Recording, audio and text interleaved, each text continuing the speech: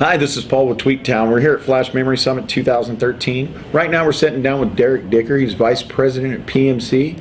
And you know, one thing that I noticed as we were getting around a little bit of the show floor, it was surprising to see you guys' booth this year. You weren't here last year. This is actually their first year at Flash Memory Summit, and they're kind of making a big splash because they had a live running demo of a new controller. It's not awesome, a new SSD controller. Let me specify.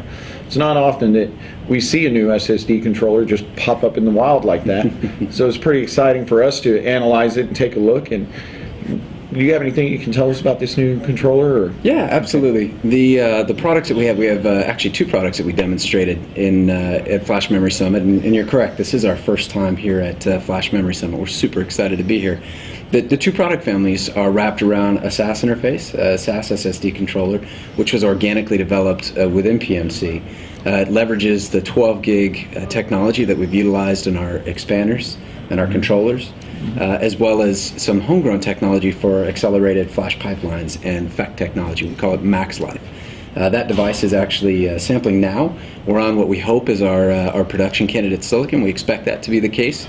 And the performance is looking really good. We're quite pleased. Silicon came back and was up and running within 24 hours. That's excellent. All interfaces. And so this kind of rounds out a little bit of you guys' portfolio, but another recent acquisition that you guys made was with IDT, and they make a lot of these NVMe controllers, and they make RAID controllers and things of that nature for PCIe SSDs. How do you see that fitting into, does that complement your portfolio? Yeah, it's a great question, actually.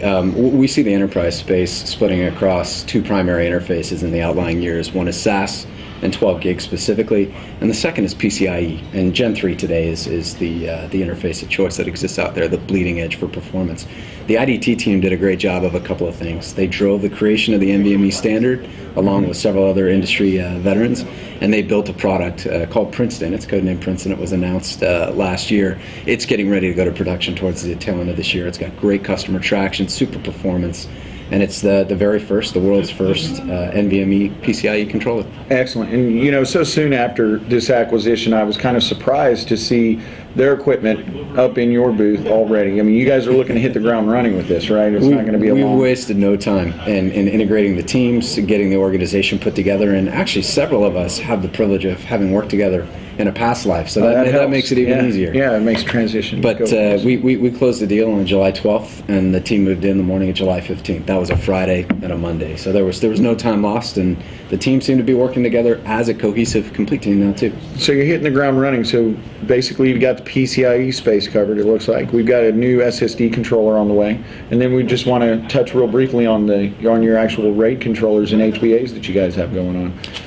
Yeah, we're super excited. We actually introduced the world's highest port count single chip based adapter card for RAID. Our Series 7 card has a very high density option, up to 24 ports native in that device itself. And then we have an HBA family of products after that too, our Series 7H family. And they're both getting fantastic traction in the market, primarily for their performance and low power, because we've consolidated essentially what was a ROC device and an expander and put those two things together and leveraged our expertise in silicon manufacturing for it. Actually, and for dense deployments, having 24 native ports is going to allow for the use of fewer cards to actually produce the same amount of work and manage a vast number of volumes for customers.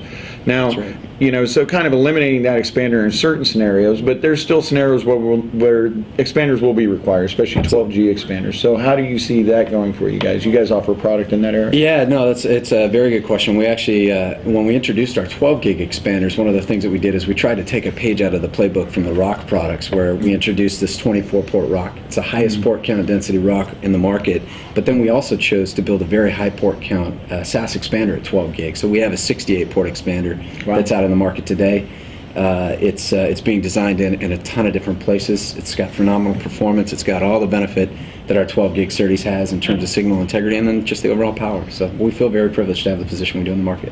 Excellent, because you guys kind of have a straight shot there. I mean, you've got a SSD controller that could be connected to your expander, it could be connected to your HBA or RAID controller, so that's basically gives some cohesion there. Absolutely. No, we have a complete end-to-end story around SAS. We're super excited about that. Excellent. And tacking on the NVMe is Cherry the on next top. piece. Yeah, we're super excited to have that piece too. It's a great portfolio, and the customers actually are echoing a lot of interest in that too.